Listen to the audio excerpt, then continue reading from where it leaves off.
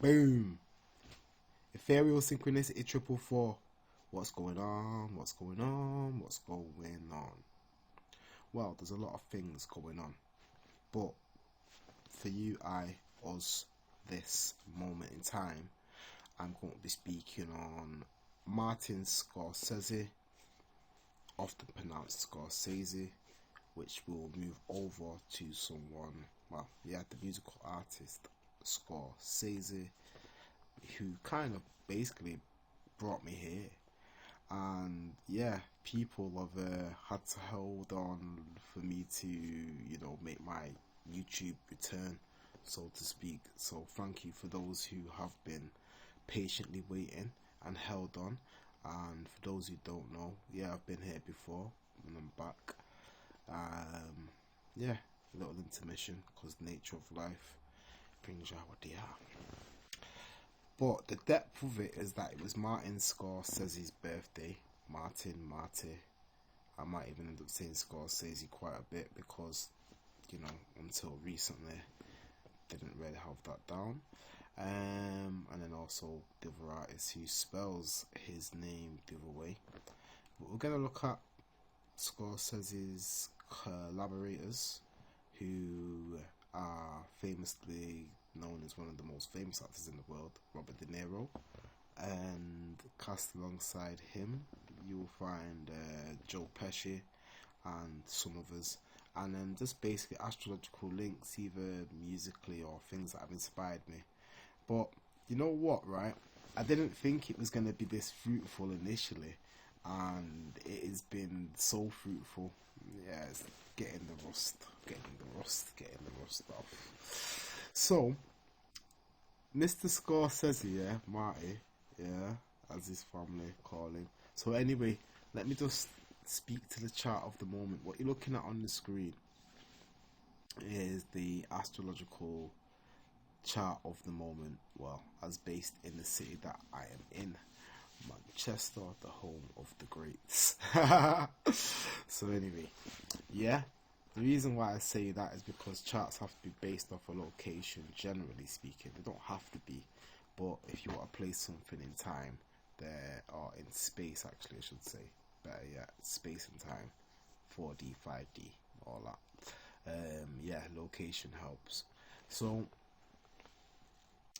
I say that to say the chart that you're looking at on the screen, if you don't read charts, and even if you do, I will just decipher the bits that are coming to my attention mainly, or i.e. more prominently, which is Mercury down here at the bottom. I will, highlight it here.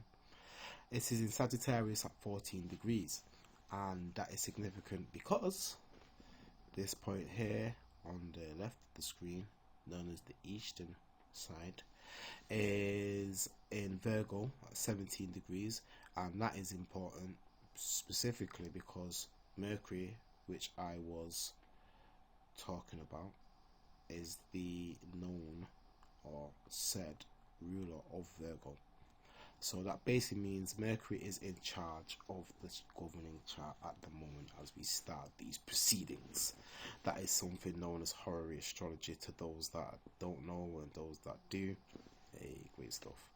So, what you may or may not know, in the freaky mind of me, is that I recognize this 14th degree of Sagittarius as the great attractor.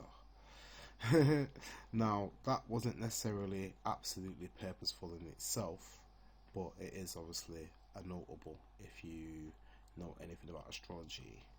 Now, I know that part because you can go on about this subject and not know everything forever and ever. But the point what I'm making here, what I see, I see, you get that one, what I see. So Mercury and this particular point I see, the Cele, actually, Cele, in Italian, I think it is Latin. There you go, forgetting it. All of the points in, which actually goes back to the Scorsese link. Italian, Latin, yeah, let's go there. So we call it an angle in astrology anyway, and the ascendant's an angle, and the top part of it, because they're axis, Gemini opposite Sagittarius, Virgo opposite Pisces. And the significance is when planets, which are these little glyph markers, are by the angles, it basically makes them very important, makes them very prominent. So Mercury deals with communication, and I guess that's the reason why I have kicked into gear to get this communication over to you.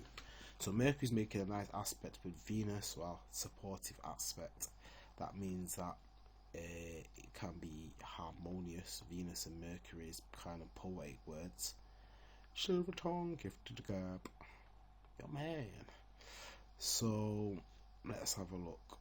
What else might be important? Well, the moon, you can never really ignore the moon. I need to go to the sun. How could I ignore the sun in Scorpio season? Because obviously that's where the sun is. But the moon, which is moving, is in Aquarius, moving faster than the sun, I should specify. Aquarius at 22 degrees. Excuse me. The reason why I didn't get directly to the sun is because if I didn't stress it at the beginning, Scorpio season, which it is at the moment still. The sun is at 27 degrees here, and I'm highlighting it, and it's actually by Mars at 26 degrees, and this is quite a significant point because the sun and Mars have basically been moving in tandem. The sun's basically been chasing Mars and has now overtaken after quite some time, and for them to meet up in Scorpio is quite a significant factor. I believe it might be every 32 years or so that this happens, so the last time would have been 1991. Check that out. So yeah, super significant moments in time is this. I could get into more about what that is, but that's not why I am here. But anyway, the sun and the Mars in 26 and 27 degrees of Scorpio, or Mars and the sun, are making a harmonious aspect to Neptune, and that is important because Neptune is known or classed as, I should say, do we know anything? Does anybody know anything? Question. But yeah, Neptune's considered, there we go, that's a better word. Neptune's considered as the planet that is in charge of cameras, images, and many other things, but the movies is what I'm getting at, really. Music can be there, spirit, intoxication, isolation. Pisces, the 12th house, is much connected to Neptune, as is Jupiter, which is the traditional ruler of Pisces. Jupiter here in Taurus, just gone into the 8th house. So, and that's at 8 degrees Taurus. But yeah, Neptune is about to be on the angle, and Martin Scorsese and his collaborators are known to be in films, as many of the musicians are kind of behind the scenes, and it's all kind of pictures, smoke and mirrors. So yeah, Neptune deals with that smoke and mirrors element, and yeah, mystical kind of fantasy and imagination, actually, really, if you really check it out, as well as the sleep and the dream world. There you go. Hollywood. Yeah, Neptune's definitely, yeah, the big screen, the silver screen, that's what we really need to get at. So like film and imagination, and capturing the imagination and capturing the images is really Neptune. So it's quite significant, and probably a reason why I thought, you know, let me yeah, do this video about film stars. In fact, Scorsese, musician, has a lyric now. Let me see if we can get this out. Please God, don't break my heart, for I give these flowers to all my favourite stars. There we go, check this out. It's not finished. It goes, I do not mean billions of views, but the ones that played a part in teaching me the sacred art. There you go. Ooh, yeah, I thought that was so cold. But yeah, that's from his track Hold On, and it's absolutely fire. And like I say, he's actually going into the levels about his family and how he got his start and who influenced him, and you know, who helped like carry him along with his journey and why he's still doing it. And this actually circles back to Scorsese himself, because I won't say before he was famous, but one of his most famed films, no, I'll say most famed films, but early famed films, I should say, sorry. But yeah, his most famed actually. How can I deny that? Taxi Driver, starring Robert De Niro. You talking to me? Yeah. Which is one of the most famous and iconic lines in cinema history. People have been saying it to me for years, and you know, you ain't always know what they mean if you ain't seen the film. So it's just one of those, the person looks psychotic, but guess what? That is the part of Robert De Niro in that particular film. So when someone wants to come up to you and be weird, they'll say something like that specifically. I've heard it a trillion times, literally. But yeah, what was we talking about with the taxi driver? Right. So the reason why I mentioned that is that came out in 1976. And before that, in 1974, what he did was he basically made a little documentary. He shot in his living room a little documentary with his parents, but like it wasn't really scripted. It was just kind of like he just basically just turned the camera on and just let his mum and dad talk and do what they do best, really, basically, which is just, you know, be themselves in the family home. They understood the assignment to some extent, but like, you know, they literally just did them, because that's the point I'm trying to make. He was already making films at this point, but he hadn't maybe become the global superstar of the Taxi Driver. And another film that he did was Raging Bull. So which was massive, I guess, because I've been hearing about that all my life. I think that come out in 80. Anyway, let me get to some pictures. Oops. That's the man in question, or at least at one stage in his life. And yes, born the 17th of November 1942 and 12:24 a.m. Anti-Meridian. Oh, and yeah, Anti-Meridian, yeah. Like, I forget, like, certain things that I've probably learned so many times. But you know what? I have to shout him out right now. Because I wanted to shout him out. And there's so many things that run around this crazy man. But yeah, Prodigy, P. Right? So I'm not sure if I said it, but anyway. Yeah. These guys, Mobb, I told you about the musical connection, didn't I? So I was saying like Hollywood, Holly connections, all of it. So these, like Mobb Deep, a lot of the other, so Queens actually, that's it, I should basically state this. Martin Scorsese is born in, it says Flushing, Queens, but he says he grew up in Corona, so it's the same thing, or part of the same area. And yeah, these guys basically come from down the block, down the road, a bit further away, call it what you want, in Queens. And the point being is they some of the most famous people for making, you know what, it just sounds ironic to say horrorcore rap now, or hardcore, you could call it hardcore, but basically it's commercial hardcore to an extent. It was underground, you couldn't quite call it it was underground that went overground, because I guess the level of mainstream it's always debatable, isn't it? I was thinking of Michael Jackson, but that is a whole nother actual, like, yo, P, yeah, like, even P said it made him more famous when Jay-Z did the Summer Jam thing, when P used to dress, not used to, basically when he was a kid, like we all did, like, you know, he was into MJ, as in Michael Jackson, and his grandma, speaking of grandmothers, rest them all actually, like,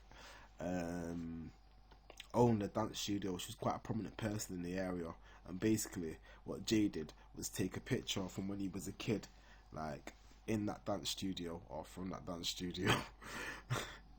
And I'm laughing because P did a tell-all book, which everyone kind of massacred him for. And I mean, especially even after death, like murals got put up for him, and people were vandalizing the murals because, you know, Queensbridge got like beef in it.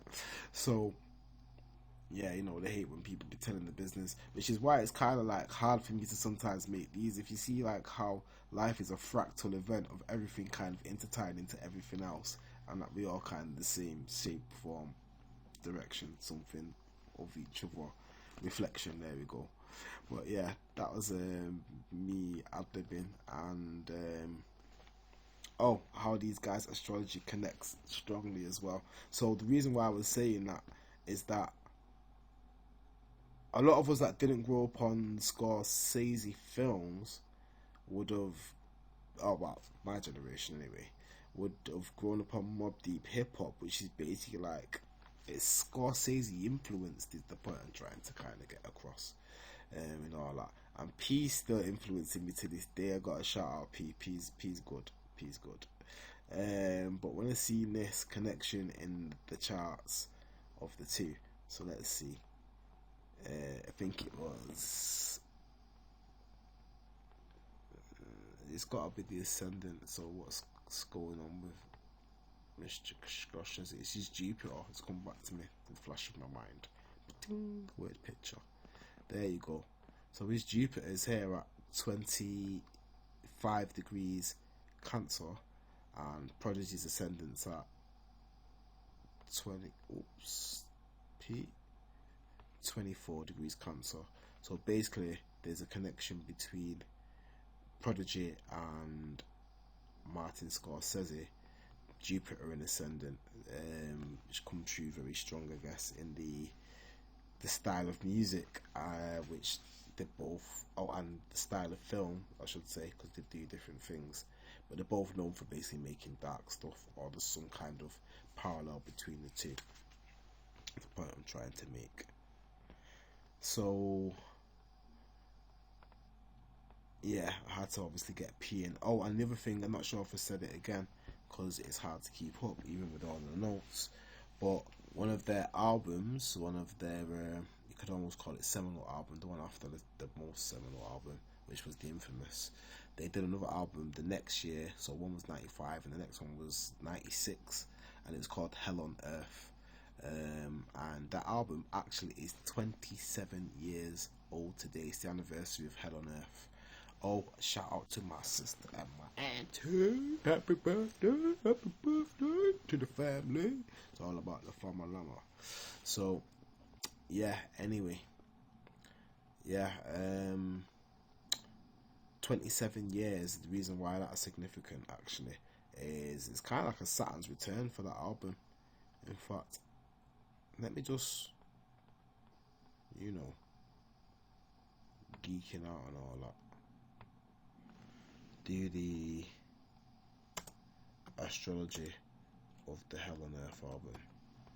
What I'm actually doing here is basically going to its release date, 19th of November 1996, throwing up the astrology chart. Now I could change the location. In fact, yeah, let's put in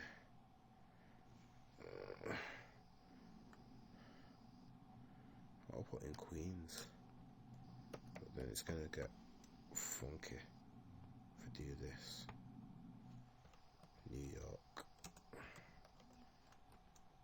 Oops, New York, New York.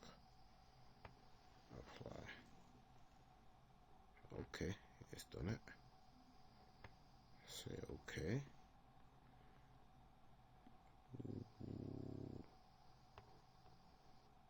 Oops, it's gone to the 18th. Oh right, okay. Hours time. It would have adjusted for time. So if I hit forward, boom, there we go. 19th of November in Queen's time, and the album would have came out. Okay, let's have a look. Interesting for me specifically. So it's got Well, yeah, because that's how music connects to you, innit? Personal through the time and the era. So looking at the Mercury, it's in Sagittarius as it is now. Venus with Chiron, that's actually, and they're square to Neptune. It's actually interesting when you look at the astrology of art and the release of published dates. And then like this Sun Pluto situation and music being like dark and yeah, hell on earth. Pluto, you could say Pluto was hell.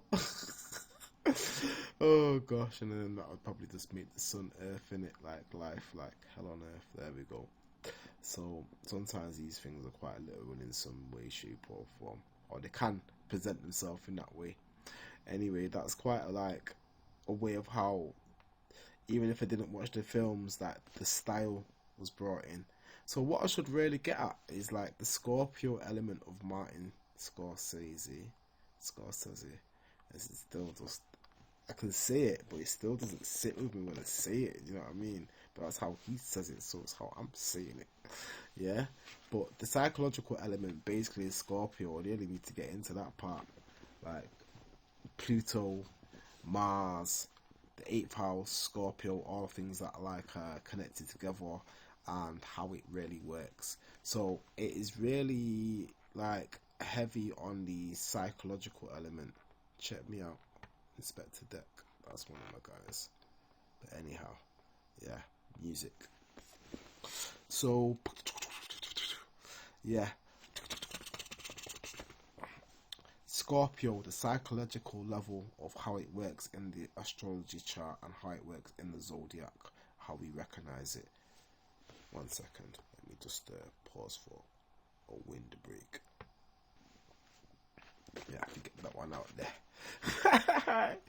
So, Scorpio really deals with the psychological landscape, internal thinking, basically motivation. There we go. The deep, even like secret to ourself, our survival instinct. There's many things. Death and rebirth, the phoenix energy of having to die and be reborn. Yeah, like psychologically and also metaphorically speaking, or things that have to go under the earth. Mining can also kind of be quite a Scorpio element.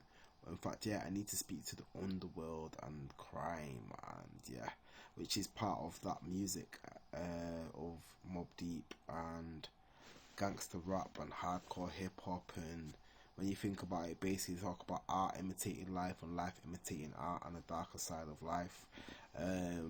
Scorpio deals with extremes, so it can be like great masses of people, and really like what is, so even the police actually, the mafia, they can be ruled by Pluto and Scorpio type of energy. It's kind of the underworld force, the overpowering nature. So yeah, that's what I was looking at, like outnumbering, outgunning. It's like basically being like just way bigger and having way more than. But sometimes it can be just like the smallest seed of seeds as well. So when I say extremes, it's like it can lay the seed in the most potentest, smallest way that will just cause it to collapse from the inside. That's one way of actually like, yeah, self-destruct. There we go. So as well as like the big obvious, which is more Aries, Mars in Aries, kind of like boom boom boom, like Mars, Pluto, Scorpio energy is kind of like it's gonna bring the house of cards down in a whole more strategic, like clinical, pinnacle manner, meaning hit at the heart or at the gut of, you know, the situation and disarm and disable. So and you know, maybe defend and destroy or sacrifice. Yeah, that can be quite a Scorpio energy, like to take each other out to save the situation. So anyway, say all that to say how deep like the energy of the sign runs. There's more to it basically, but that's me just kind of like trying to pull apart some of it and unravel for you guys who maybe don't know. The people that do know, but it's like intensity, jealousy, hate, love, loathing, like I say, every extreme of energy that you could think of and feel, which is why their films are kind of dealing out, and the music's dealing with the darker side of life, because it is the raw and strong emotions that actually hit. Like without that, it's just gonna be average. It's just gonna, because you ask yourself, why are people drawn to the bad? What is it about the bad boy, the bad guy, the bad character? Why do people follow that? It is kind of part of people's nature, I guess, psychologically speaking. Throughout time and memorial, innit? Yeah, me, innit? I heard myself. Yeah, so what? I said it. But the point we want to make with that is it's something, even if you maybe basically yin yang energy, there's no all good and all bad. There's like good and then good and bad's even kind of a moral perspective, where the universe probably doesn't even see things in terms of good or bad. It sees things and has to happen, which is kind of crazy. But let me look at these notes anyway, because there's so much information when you do the research. So I ended up watching Scorsese on Scorsese, which is him talking about his works basically. There's a few like things you can find on that. Because what it is about Scorsese, let's get onto his chart. Because what you guys want is the astrology in it, or you want to see me break it down. What I worked out when it hit me, because that's the thing, and you do all the research in bits and pieces, and depending on how you make scripts or not, as the case may be, and then how you then want to deliver it. Because I didn't want to like over rehearse or overwrite, but I wanted to make sure I hit points. Not recorded for a long time, so you guys bear with me and enjoy the journey. If I enjoy it, you'll enjoy it a bit more too, I guess. So, because I'm always worried about time. So, Sun and Venus, 24 degrees Scorpio. Oh, by the way, thank you to Astro Theme.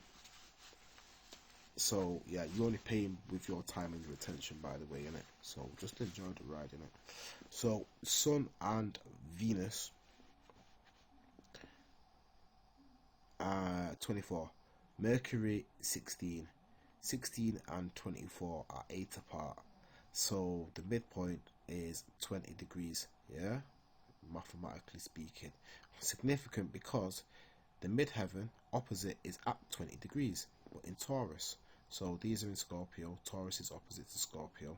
So that means Sun, Venus, Mercury equal, well, IC, which equals MC, essentially, which equals. So all of these, right, so it's deeper than that. It's deeper than that. The fourth house, the roots, the bottom of the chart, where the hidden part, it's one of those, it's connected to Cancer, I guess. Very deep psychological motivations from the lineage way back and beyond.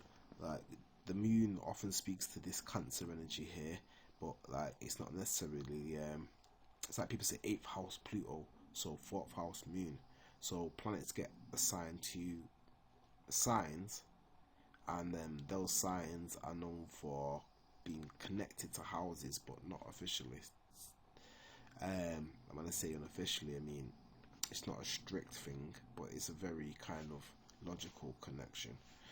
Then, so 4th house, Cancer, the bottom, the roots. Why I say this? So I was talking about Italian American, which is in doing the documentary with his parents, and his films, like this kind of being a key inspiration for a lot of his films that go on down the line, and how this is like for me in the family. Like,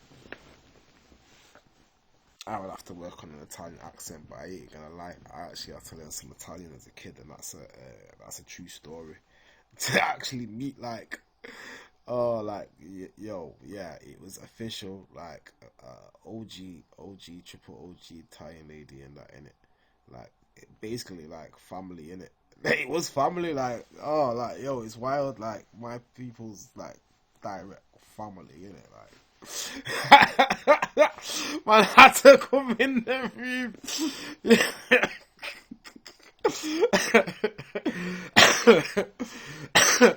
You know, when you're young and you gotta go and see the aunties and the uncles and whatnot.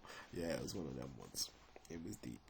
But yeah, like, it's just one of those everlasting memories that will stay with me. So yeah, I have to say that I've got my own experience because they actually like real Italian. So anyway,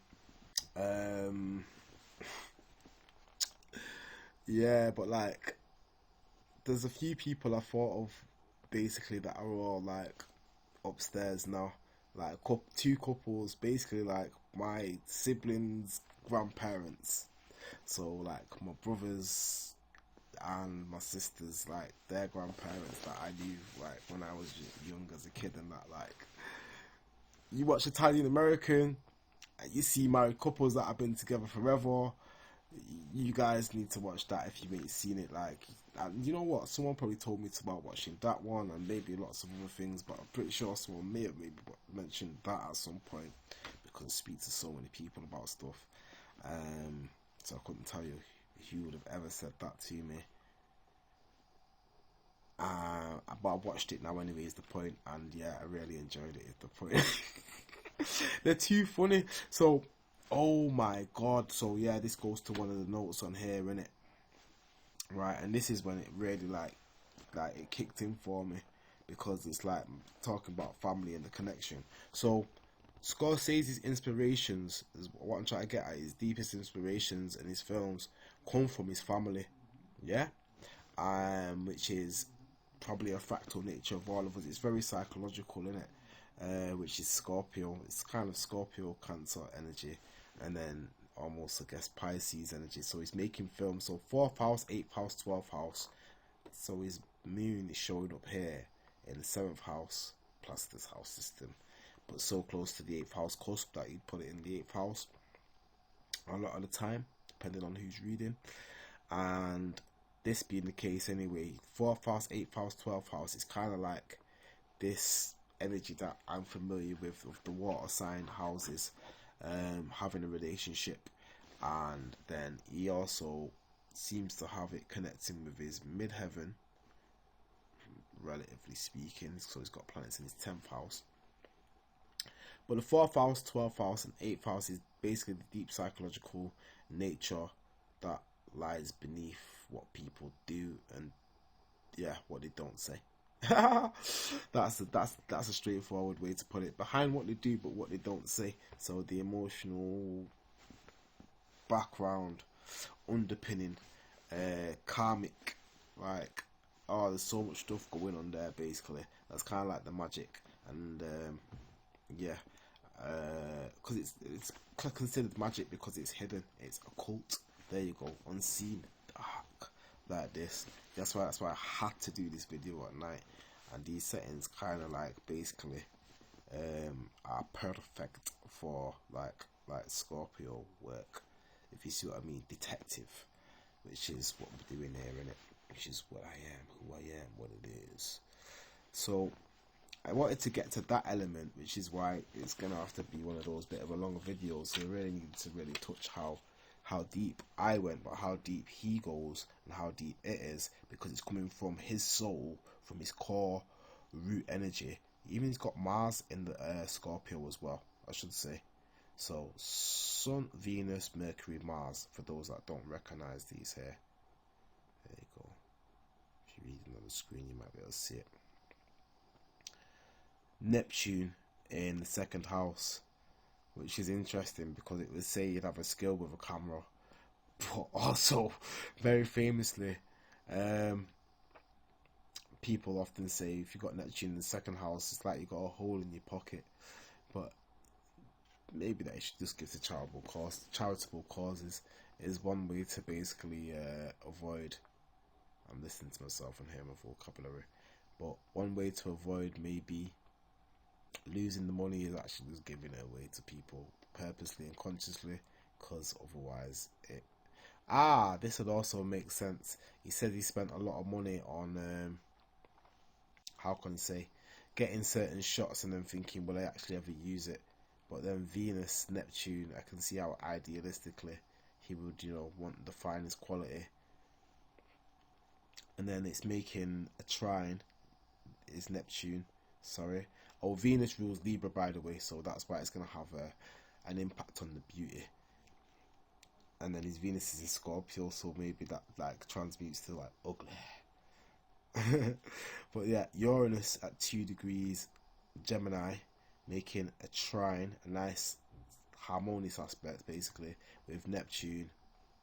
I could see that kind of being the radical shocking thing about it, right? Yeah, so his films, especially his early films, have held a lot of shock and violence and organized crime, which Saturn and Uranus, organization of rebel forces. He said he grew up basically around, you know, the room types, as we call them, the more rough diamonds, the rough edges of society, and how it was just mixed throughout the culture. And he found his lane making these kind of films because it was what he knew. It's what he knew deeply and what psychologically basically you had to understand to survive. Right, did I make this connection? Because I've got it in my notes here, but I didn't even read it. It's just coming back to me in my head.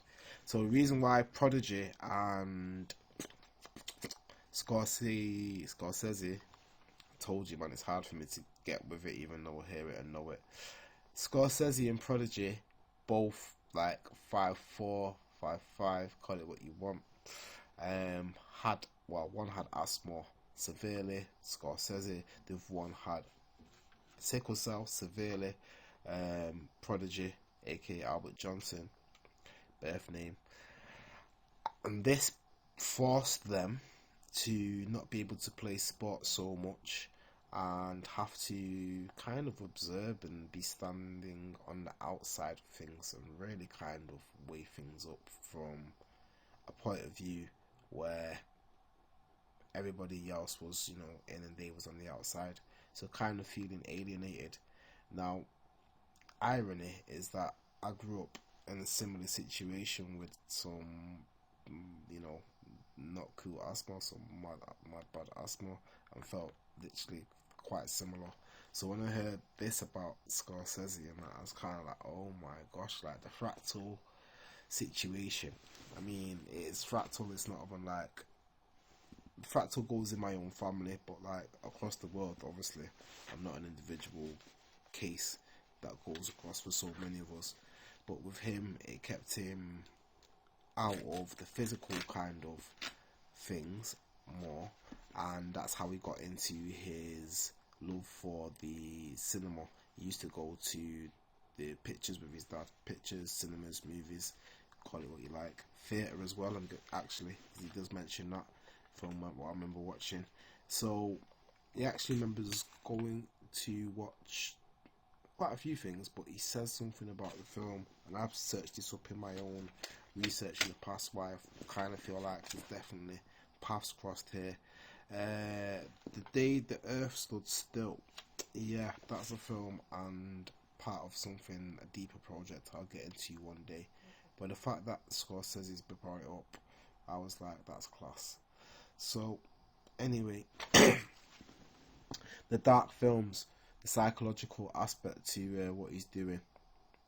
Well, let's see. His 12th house ruler is the moon. So his 12th house is ruled by Cancer on the edge here, and his moon is in Pisces, so that talks to movies, and it's by the 8th house. You can see how the dark movies would be. Also, let me explain that without speeding past. Dark house, 8th house, scorpionic energy. What we're talking about, the moon's making a nice harmonious aspect to, or tighter aspect to Mercury more than the other planets, but they're all basically in a gang together when they're this close. So it's 4 planets in Scorpio make an aspect to the moon in Pisces. So I can definitely see the dark film situation. 4th house, 8th house, and then the 12th house is Pluto in the 12th house. It's it's a wrap. So you got that 8th house Pluto kind of marker. Well, what I'm trying to say is the energy that Pluto's associated with, connected to 8th house Scorpio. It's in the 12th, which is kind of Pisces. The moon is associated to the 4th, and Mars, I guess, traditionally is really the one that's associated to the 8th rather than Pluto. So the moon should be in the 4th, and then Jupiter is the one that is associated to Pisces, and that is close enough to the 12th. There you go. So he's kind of got it all going on as in terms of movies, dark movies, and the psychological side. Because the reason why we are so endeared with like Martin Scorsese movies is like the lines and what the characters are thinking and what they do, and like, sorry, but let's be honest, like, sex sells, obviously, and if it ain't that, it's crime, and then like, let's work this out. So like, if sex is selling, who's getting sex? The bad boy. So that's the criminal. That it's basically part of all the same cycle, as my pops would say: lust, love, and greed. The world is run on these three. Now I went deeper. Well, basically have gone deeper into why this lust, love, and greed is taking place, but essentially on a very primitive level, which is where Scorsese is really focused. The primal, the Cancer, the 4th house, the roots, the very deep lineage. On that very primal level, yeah, that is what is driving the motivations. Or what I'm trying to say there is that is how his films are really like endeared to society, and why he is basically considered a world-class top director. Alright. That's me waxing lyrical about Scorsese and how he links into kind of my own family, I guess, or my understanding of him. Let's see what I may have or may not have, because I'm going to go through the astrology now. I feel like I've been making people wait, but yo man, it is what it is, isn't it? So I've mentioned Taxi Driver, and did I mention he met the Niro at 16? I may have, but it's quite famously known, so it's not something I have to specifically say. But right, so here's where I'm going to start showing you how a lot of these people that I mentioned just seem to just have connections via their astrology. And by the way, someone told me, no, not someone told me, it's been something I found out. How do you put these things together sometimes when you say things? Something I discovered upon my research, which sounds so formal to say. The 27th degree being a degree of astrology. I remember Basil Ferrington strongly saying it. What's the word? Yeah. And then he was in talks with some other astrologers who had it as well. But I'm saying that because today, in this moment now, the sun is at, oh, look at that, 27 degrees, 27 minutes. Mine. Trust me to mention that right now. Synchronicity is on point. But yeah. Right, let's go on a little chart bench. So here we got here. This is Martin himself. Right. Where's the pencil? To make some notes. Oh Lord, I'll find the pen instead. I don't care. Got me a pen. So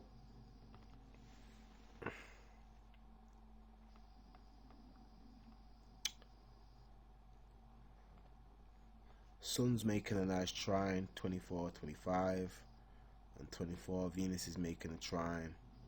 This is Venus, Jupiter, Sun, Jupiter. Right. Who's his most famous collaborator? Well, it's not even about DeVito actually, specifically, but it was his birthday on the same day. And the reason why, so they're 2 years apart. One's born in 42, one's born in 44. But what's significant about DeVito, apart from seeing this midheaven degree on some famous people, is he actually has the Sun-Mars conjunction, which only happens, as I believe, every 32 years, I'm told. I'll have to research and check it out. In Scorpio though, and he has it in Scorpio, which is happening now. So happy belated birthday to Mr. DeVito, and yeah, nice interesting find on my behalf, astrologically speaking. But here we go, Bob De Niro, all of it. If the computer wants to play ball, yeah. That was like true, like De Niro pause in it, cinematic effect. Like, no, I'll come in my own time. Yeah, chill out, you. So, right, there goes the astrology. So what I remember is, yeah, there you go. 26 degrees Leo is the ascendant of Martin Scorsese, and 23 degrees Leo, so not far off, 23 and a half, call it what you like, is the sun of Robert De Niro. So basically, sun and ascendant synastry, with Bob's sun falling in the 12th house, which kind of connects the movies. So that's one nice little link up. Oh, what do you have it? They both got the same Pisces moon, but about 3 degrees apart as well. So basically, Scorsese's ascendant moon are both 3 degrees ahead of Robert De Niro's sun and moon. So that's why they're very basically closely like in tandem, aren't they, with this planetary alignment. So that's making sense. Yeah, I left this for a while, but you know, people been stealing my shit. So, you know, have to make them work for it and wait for it. Stealing my ideas. Now, the idea thing though, we all kind of, how can I put it? We're all jumping in from the collective consciousness and taking apart, delineating and putting back together things that we see in the way we see them. So I'm looking at De Niro, he's got this Jupiter Pluto conjunction, and then Jupiter is conjunct to, which Lilith is this? True Lilith. Okay. But I'm not saying there's anything special. Try to see. Let's have a look. Yeah, his Neptune's at 1. So the Neptune's obviously going to be close together. Also, I meant to say, and if I've not said it, Goodfellas. Why? Because Pesci, that's the duo trio. He's born in 43, just about 6 months before De Niro, and has played alongside him as a partner and collaborator in that film and others. And yeah, what I noticed, instead of his sun being in Leo, his sun's in the opposite sign of Aquarius at 20 degrees. So that's kind of on the descendant, on the opposite side of Scorsese's chart. It's over here, but yeah, someone who he works with. So that's Pesh. Let's have a little look. But like, the reason why I find it interesting is that oh, there we go. This is what I was seeing. Joe Pesci's North Node. I haven't gone into like the Chiron. I'm sure they've got Chiron around here. I should throw this on the charts, but that's just a whole nother level. But yeah, his North Node is at 2459. So basically almost 25 degrees, which is basically close enough to Scorsese's ascendant and descendant. So that's how I'm guessing they're joined, ascendant and sun connection. There we go.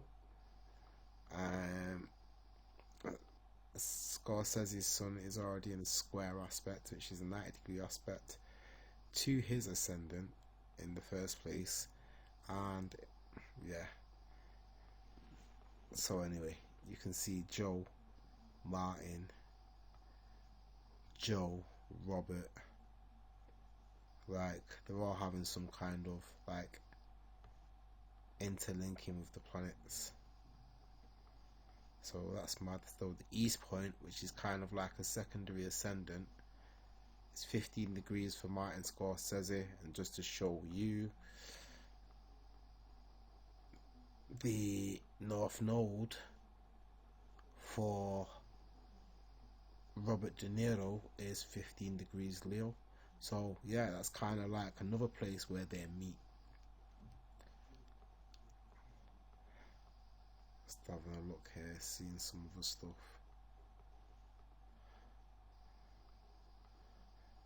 He's got what in Virgo. So yeah, their connections Leo. Over Scorpio, Pisces. So yeah, it's Pisces for them too as well.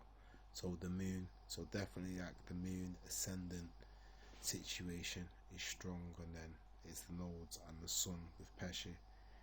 Let's see who else I got on this list there. Alright, so the other part of the trio, R.I.P. to Ray Liotta, youngest of them all, but gone first. Goodfellas seemed to be the peak of his career, so to speak, according to many people. But he did actually, go on to do other bits. So, well done to Ray, because it's a very hard feat to outdo some of these superstar films. So let's have a look. Oh, and there you go. There you go.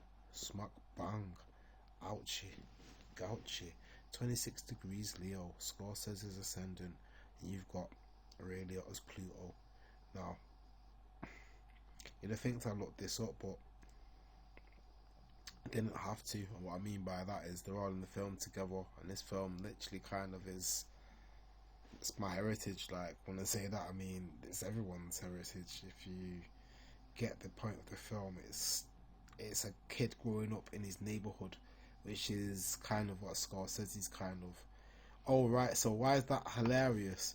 So in the film, although basically scripted in different parts, the guy casted his mum and his dad, who are basically the content and stars of Italian American. And when I realised who his mum and dad were by watching Italian American, that's why I was just so endeared, because his mum, like, everyone remembers his mum's part in Goodfellas. Yeah, it's like, and then this is what, like, found out afterwards in the research, like, they weren't even knows, they didn't even give her a script. All they said, they gave her one line of script, and then they literally just let her shoot and do her thing and freestyle. So all that what you see in the film of Goodfellas, where, I mean, it's a classic scene. They come in and they meet his mum, like late at night after an incident in their occupational situation. Basically, like, they got into some smoke with somebody, and but it's Pesci, innit? Pesci on smoke.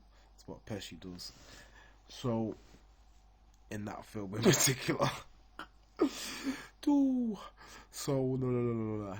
Yeah. Anyway, Ray Liotta, can't even get his name out. Got him as Jimmy Conway. Robert De Niro, which is film character name, and Joe Pesci. They all turn up at the mum's house, and it's one of those notorious legendary scenes. And then to find out that they actually didn't give his mum any lines, that was just his mum basically being herself. Like, and I got to see that when I watched Italian American. It's like, rah, she was just being the Italian American lady. That's just like, all you had to do with her was just point the camera at her and just say shoot, and she just directed herself. She started directing her son. Like, she was that boss. She was a Capricorn. Catherine Scorsese. Yeah, funny. And then his dad, oh my gosh, his dad's lines about in the film about the onions in the sort, like, Paul, like, it's one of those scenes, like, why did it stay with me? And it's one of those ironic scenes, I hate to say, but obviously I'm an older guy in it, but men cooking and not used to seeing, well, men in jail, like, it wasn't even, like, it was deeper than that. It was the fact that they were all mob guys, like, top mob guys, like, outside, and they were cooking for themselves, like, literally, like, In the prison, yeah, it's like one of the most famous scenes, well, for me, that I remember. I just thought, these guys, man. And like, that's it. Ray Liotta's character, he actually used to like go on, if you weren't like, basically he used to just get the stuff smuggled in it, all like the good stuff, and then they'd cook up like Italian restaurant style dinners like in the prison. That was kind of like their kind of perk, I guess, for being top guys. So yeah, in that particular scene, you got some of the older guys and whoever, like, you know, has been serving time or whatever, and Ray Liotta's breaking down like the system of who makes what. So yeah, it have to be a system. Yeah, he's talking about Paulie like cutting the garlic like fine like with razors, and saying how it basically just melts in the pot, liquidates, and like it's just talking about how great it was, and then he moves on to like, I can't remember what his dad's character's name is. I think it's Vinny or something actually. Yeah, and saying how Vinny makes the sauce and that.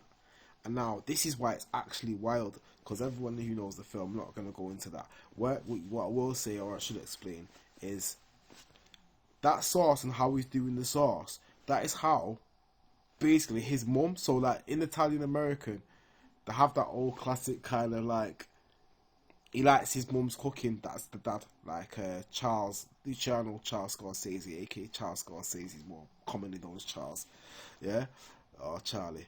So Charlie likes his mum's food, and Catherine, his wife, Martin's mum, basically had to put up with Charlie always going on about his mum's cooking, but early on in the marriage, basically making Catherine learn from his mum how to cook the way he liked.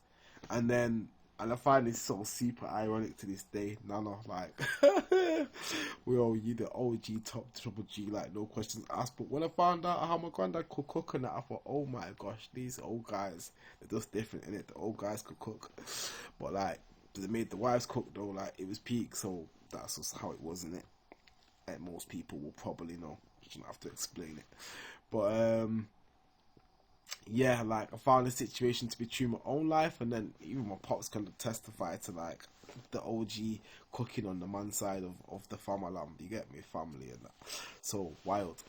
But then like, but the nanas, the grandmothers, the mums, they OG certified. Don't get it twisted. It's just the fact that they will do the main share of the cooking, but the guys can actually like throw it down, so to speak. Oh gosh.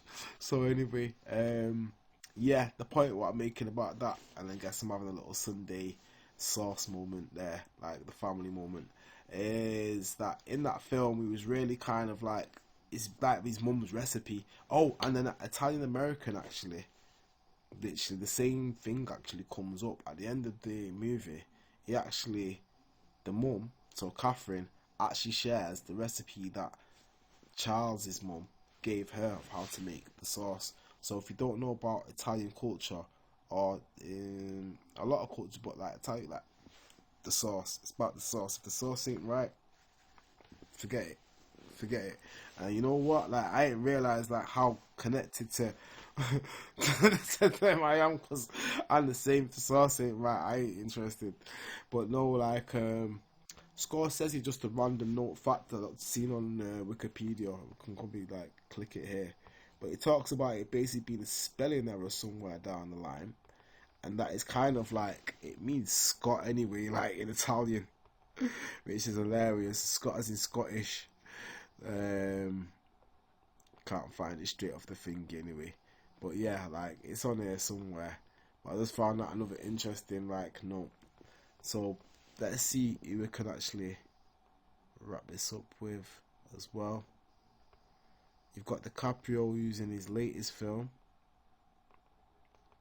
Now let's see if he's got anything with Scorsese. Not obvious.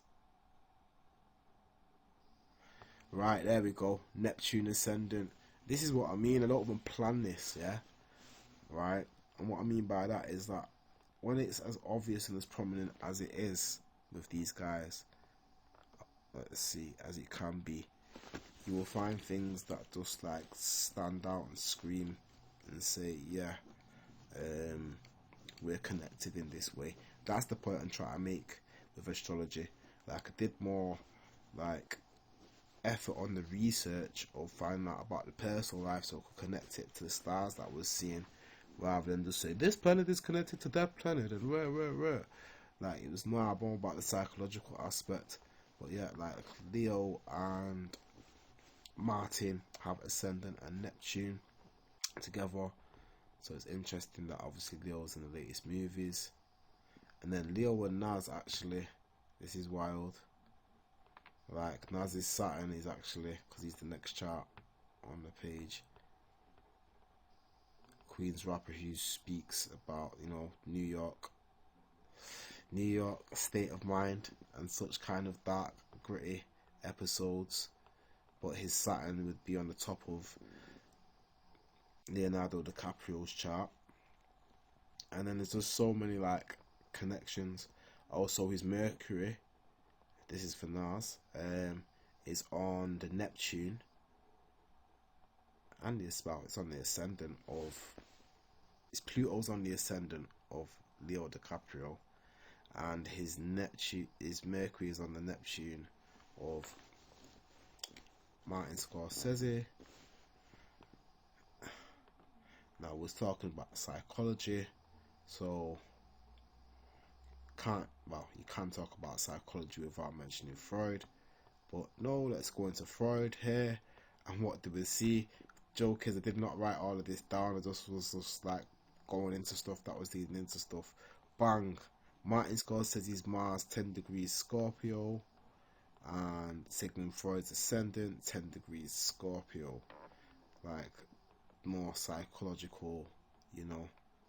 Moon in the 8th house with Sigmund Freud. I'm not going to get too deep into that. Oh, well, we can get a little bit, because I noticed this.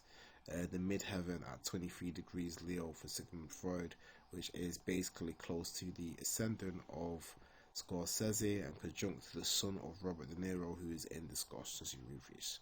Psychological expert, actually, if you look at Robert De Niro's portrayal of how he puts characters across, according to the public, that is, because they love him. Then even LaMotta, this is where it got wild, because then also Jake LaMotta, basically the muse for Raging Bull, which I would have mentioned already. There's a film that was famous for them. He has Venus at 24 degrees Leo, which is conjunct the ascendant of Martin Scorsese and the son of, you guessed it, Bob De Niro. Yeah, a lot of times. And then, crazy enough, he has his Saturn and his North Node conjunct the Neptune of those men, which is at like 1 degrees Libra. So I'm guessing that's how they ended up making a movie about him and were destined to. Can you see how many times or how many more points that this happens? Oh, and I noticed with LaMotta, was it Scorsese? Let's have a look. Yeah, Scorsese has Saturn in Gemini at 10 retrograde, and LaMotta has Mars at 11 in Sagittarius opposite. So there's definitely like a Mars Saturn kind of tug pull kind of energy. Well, basically, like, Scorsese was, you know, inspired by the actions, the movements, the fighting, which is Mars, basically. Saturn, you know, I guess is the admiration and the respect of it, and then Saturn being in on the Neptune. And you get where I'm going here, guys. Get where I'm going here. It's a marriage, right? I have done a good little over an hour of talking about astrology and charts and family and Scorsese and how they all link up. Like, oh, right, yeah, there was another situation of like, yeah, my pop's taking me to the movies and stuff. The Vito movie, actually, so you see how it ties in. But Scorsese and his dad taking him to the movies and stuff and that. But basically how those inspirations have a massive effect on your life and how you know, possibly end up being a creative person. I think that was right when the penny dropped for me. Like, oh right, so you can't express yourself in this way, so you have to. But she's kind of what it was all about. So I've made this long video. Not even gonna apologize. It just is what it is, man. Like, watch it in bits. Like, it is what it is. Right, I love you guys. I'm going to chop and get out of here. It took me a long time to, how can I say, get back on the wheels. But I think I had to do one to get the old ring rust off, and do one that I could get my teeth into. Clearly the big bits I've probably missed. It's never going to be perfect because there's no such thing as perfect. The point was I was enjoying myself a little bit, which is what I really needed to do. Life way too short to be like, you know, being with fake friends. Like, nah, I'm not in it. Right, signing out. Hopefully this records and logs, because I do not want to be saying all of this again. Hopefully it picks up nicely on the audio and all that. Like, share, subscribe, tell a friend, all that jazz. And I'll be back with something else. Oh, comment, man. Get at me, all that kind of stuff. You know, tell me the kind of things you're interested in and stuff, and maybe it aligns with what I'm on. And yeah, also hit me up for readings and stuff. Now that I've actually managed to get this out, like, you know, maybe I can get certain other things off my chest as well. So I've not forgot any people that are waiting for my work, and that it's just a matter of I really need to do this dinner. Right, love y'all. Peace and love. One.